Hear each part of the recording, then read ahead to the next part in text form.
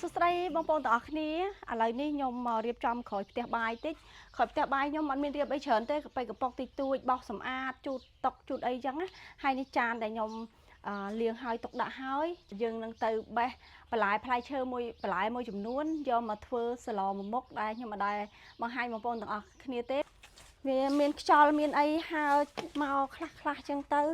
ហើយយើងមានសត្វឆ្កែវាពន់ថងពំនេះពំនោះមកហើយនេះគឺគ្រឿងក្រៅនៅក្រោយផ្ទះនាងខ្ញុំគឺវារៀងច្រើនជាងនៅក្នុងផ្ទះតិចក្នុងផ្ទះគឺយើងដាក់តែមួយសាឡមកល្មមដែលយើងទុកប្រើប្រចាំថ្ងៃឯងកូនកៅទូចឹងណា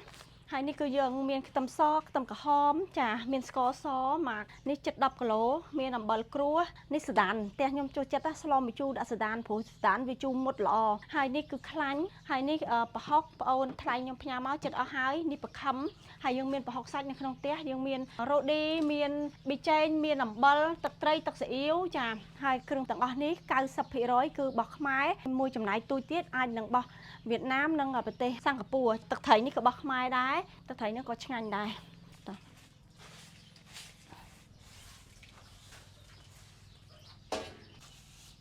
ខ្យល់វាហើរទៅតលូកបោ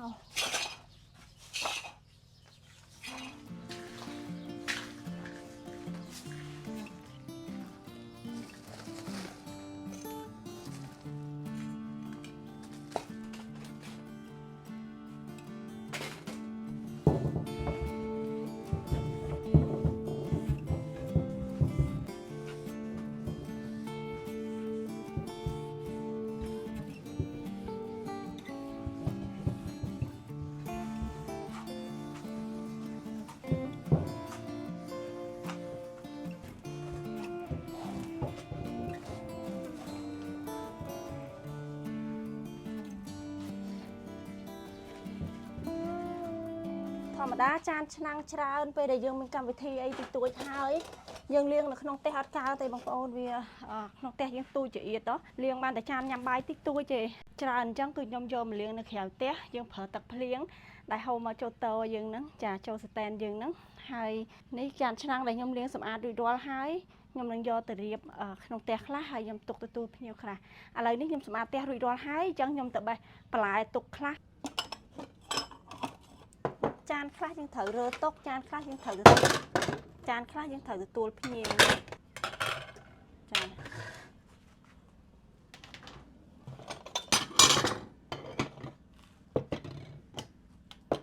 ទីទៀតនេះខ្ញុំរើចានយកទៅទុកតែឥឡូវនេះខ្ញុំឆ្លៀតមកបេះស្លឹកបាសហើយនឹងផ្ទីក្រោយផ្ទះបន្តិចសិន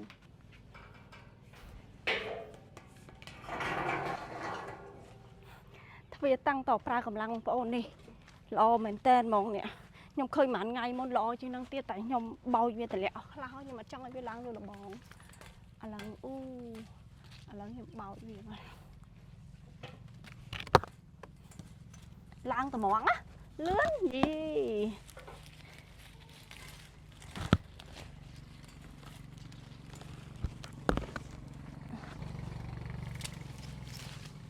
អាណាវាឡើងមកយើងបោចចេញណាវាខូចសភនភាពទេសភាពស្អាតអស់វាសិតតែវ៉ាយ៉ាងគ្រប់តាមលបងខ្ញុំមុខផ្ទះអីគឺខ្ញុំឃើញតែរៀងមានវ៉ាអីឡើងលើលបងអីគឺខ្ញុំដើរភើយវាចាញ់ហើយនេះងាប់នេះខ្ញុំភើយវាចាញ់ដែរចាហើយខ្ញុំមកបេះនេះខ្ញុំភើយចាញ់ផងខ្ញុំរកអាណាខ្ចីខ្ញុំទុកស្លោផង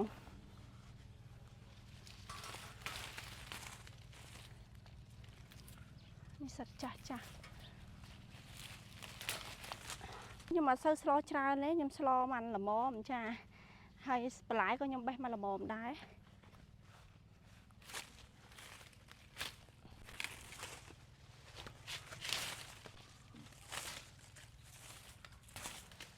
ល្អបងប្អូនអើយខ្ចីញ៉ាញ់ងងនេះតែប៉ុណ្ណឹងស្លោគ្រាន់ហើយមិនអស់ហ្នឹងតែខ្ញុំបេះរកខ្ចីអញ្ចឹងណែមើលដើមទ្របពុតញងណាទ្របពុតញងនេះគឺផ្លែខ្ញុំឆ្នាំមុនផ្លែច្រើនមែនតើតែឆ្នាំនេះវគ្គមុនខ្ញុំមកបេះហ្នឹងគឺផ្លែតិចឥឡូវផ្កាឡើងអញ៉ៃបងប្អូនចាំពេលបានផ្លែយកទៅបុកកន្ទុយហេះ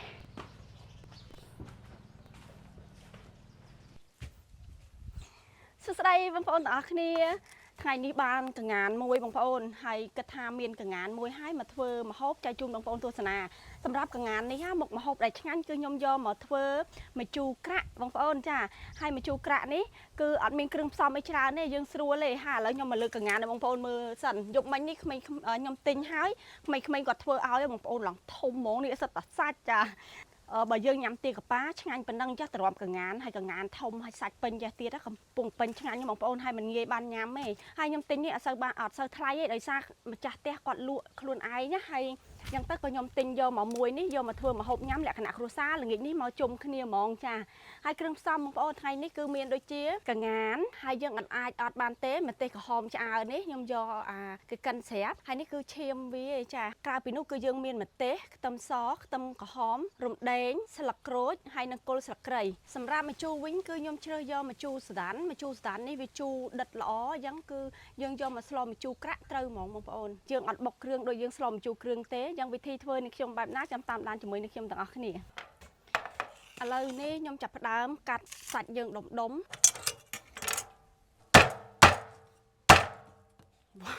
ធ្ងន់ណាស់បងប្អូនដឹងប៉ុន្មានគីឡូនេះ4-5គីឡូឯងមិនទៅល្អមែនតើបងប្អូនកងាននេះវារៀងធ្ងន់បន្តិចយ៉ាងបាទខ្ញុំជាវាទៅវារៀងពិបាកបន្តិចណាហើយចាំមើលសាច់វាចិត្តបងប្អូនសាច់ឡើងក្រហមល្អហ្មងសាច់យ៉ាងឆ្ងាញ់ណាស់មិនងាយបានញ៉ាំទេបងប្អូនសាច់កងានចានេះមើលសាច់ឃើញទេបងប្អូនសាច់ឡើងក្រហមល្អនេះវារៀងធំបងប្អូនអញ្ចឹងខ្ញុំរៀងពិបាកកាប់វាតិចចាអញ្ចឹងយើងប្រលះវាម្ដងបន្តិចយកមកកាប់នេះមើលសាច់ផ្លូវសត្វសាច់ខៃស្បែកគេរៀងក្រាស់ល្មមចៃទៅសាច់យ៉ាងឆ្ងាញ់ខ្លាំងឥឡូវនេះខ្ញុំប្រលះវាទូចល្មមហើយខ្ញុំយកមកដាក់ម្ដុំទុកយើងកាប់ដុំតាមក្រោយក្រហមឡើងដូចសាច់គោបងប្អូនណាខ្លាញ់វាដោយតិចយ៉ាងមកយើងស្លទៅចាញ់ជាតិឆ្ងាញ់ខ្លាំងហើយមុនទ្រូងហើយបងប្អូនណាសាច់ឡើងណែនហ្មងណាទ្រូងនេះបើយើងប្រឡាក់ក៏ឆ្ងាញ់ដែរតែខ្ញុំស្លទាំងអស់ញ៉ាំជុំគ្នា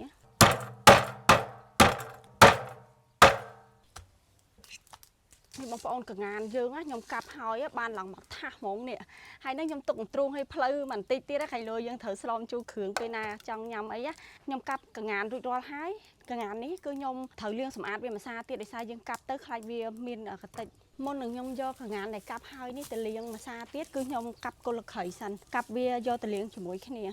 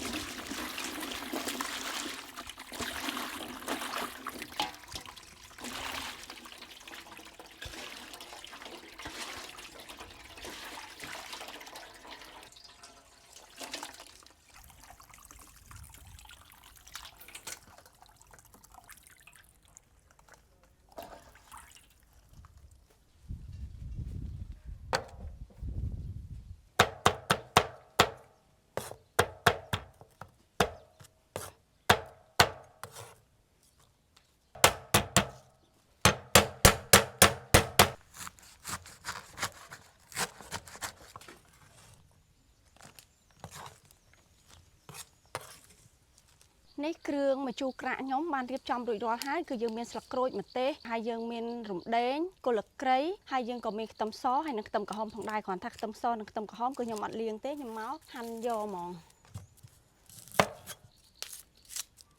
ងានយើងច្រើនដែរយើងប្រើគ្រឿងឲ្យចាស់បន្តិចណាដើម្បីកាត់ចម្អាបផងឲ្យឈ្ងុយផងខ្ទឹមក្រហមខ្ញុំប្រើ3មើមចឹងហាន់វាជាដុំល្មមទុកយកទៅរំលីងជាមួយគ្រឿងគ្រប់មុខទាំងអស់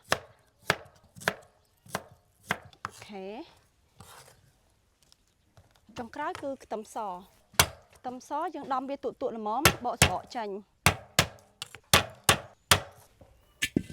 បន្ទាប់ពីយើងផ្សំគ្រឿងរួចរាល់មកឥឡូវនេះខ្ញុំមកដាក់ខ្ទះស្លហ្មងបងប្អូនយើងត្រូវការប្រើខ្ទះធំដោយសារកងានយើងសាច់ច្រើនអញ្ចឹងបើយើងស្លឆ្នាំងទុយក៏ពិបាកដែរហើយបន្ទាប់ពីខ្ញុំដាក់ខ្ទះហើយគឺយើងចាប់ផ្ដើមរំលីងគ្រឿងខ្ញុំដាក់ខ្លាញ់ចូលដាក់មកល្មមសិនដោយសារមុនដំបូងគេគឺខ្ញុំត្រូវរំលីងគ្រឿងខ្ញុំដាក់គ្រឿងចូល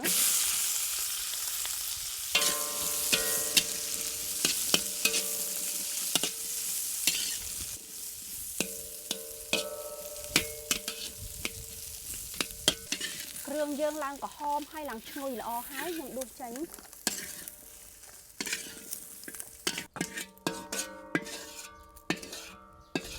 ឡូវនេះខ្ញុំចាប់ផ្ដើមឆាម្ទេសក្រហមបន្ទាប់ពីយើងរំលែងគ្រឿងហើយមិញនេះខ្ញុំអត់បានប្រាប់បងប្អូនថាមានគ្រឿងផ្សំប្រហុកមួយទៀតចាកុំភ្លេចទេបងប្អូនតទៅពេលចាប់ផ្ដើមស្លខ្ញុំភ្លេចប្រាប់បងប្អូនថាមានប្រហុកអញ្ចឹងគឺម្ទេសក្រហមហើយនិងប្រហុកគឺយើងត្រូវឆាជាមួយគ្នាហើយយើងឆាវាចូលជាតិគ្នាឲ្យឡើងឈ្ងុយល្អមកបន្ទាប់ពីម្ទេសក្រហមហើយនិងប្រហុកយើងឡើងឈ្ងុយហើយខ្ញុំចាក់សាច់កងានយើងចូលយើងកូររំលែងវាឲ្យចូលសព្វសាច់គ្នាឲ្យឡើងឈ្ងុយ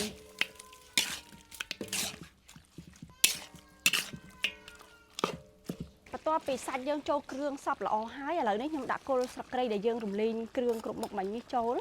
ហើយយើងច្បល់ចូលគ្នាឲ្យវាសព្វម្សៅទៀតយើងនឹងដាក់គ្រឿងយករសជាតិខ្ញុំដាក់ទឹកត្រីចូលរ៉ូឌីយើងដាក់តិចតិចសិនណាខ្លាចប្រៃបងប្អូនយកជាតិប៊ីចេងនិងស្ករសជាចុងក្រោយបាទខ្ញុំដាក់ទឹកដោះគោហើយនិងម្ជូរចូល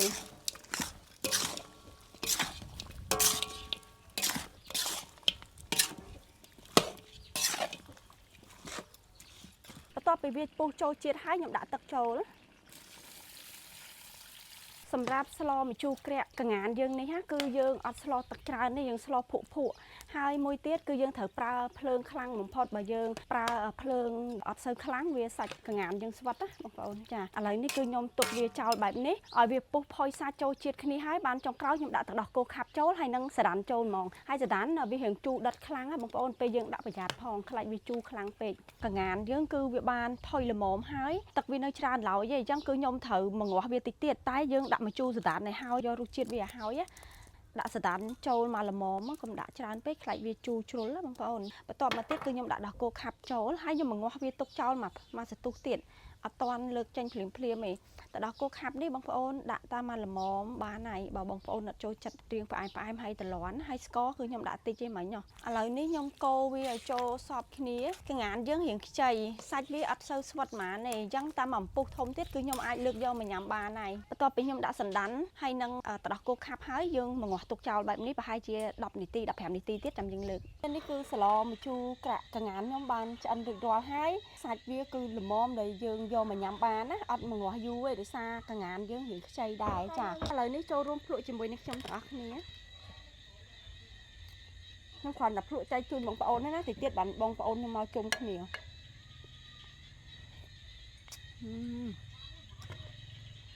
និយាយទៅសាច់វាមានជាតិខ្លាំងហ្មងបងប្អូនសម្រាប់ស្លខ្ញុំវិញគឺរសជាតិជូរល្មមផ្អែមអត់សូវផ្អែមហ្មងនេះជូរល្មមហើយវារៀងប្រៃបន្តិចយើងមិនឲ្យប្រៃដិតពេកទេណាយើងស្រួលញ៉ាំមួយបាយហើយមួយទៀតគឺសាច់កងានយើងពេលដែលខ្ញុំភ្លក់មិញគឺវាផុយល្មមវាអត់ស្វិតខ្លាំងយើងក្លិនគ្រឿងក្លិនគល់ស្លឹកគ្រៃមូលហេតុដែលខ្ញុំចង់ញ៉ាំបង្ហាញបងប្អូនទាំងអស់គ្នាមុនបងប្អូនខ្ញុំមកដោយសារខ្ញុំចង់បង្ហាញពីទេសភាពនិង sunset នៅខាងក្រោយខ្នងនេះខ្ញុំតែដោយសារថ្ងៃនេះក៏អត់សូវមាន sunset ដែរបងប្អូនមេឃរៀងសតុំចាប៉ុន្តែវាទាន់ទេសភាពស្អាតឥឡូវនេះមកភ្លក់សាច់កងានតែជូនបងប្អូននេះសាច់វាដូចសាច់គោអញ្ចឹងបងប្អូនហើយវាឡើងដាក់ក្នុងមាត់ទៅវាមានជាតិហ្មងវាអត់ស្វិតពេកទេ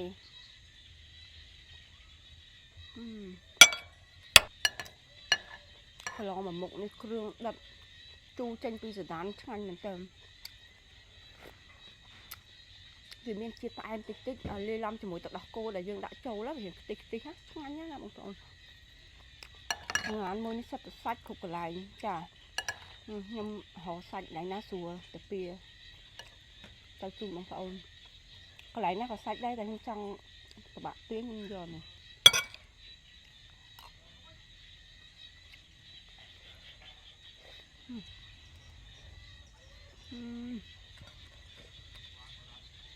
សាច់វាមួយម៉ាត់មកពេញមាត់ហ្មង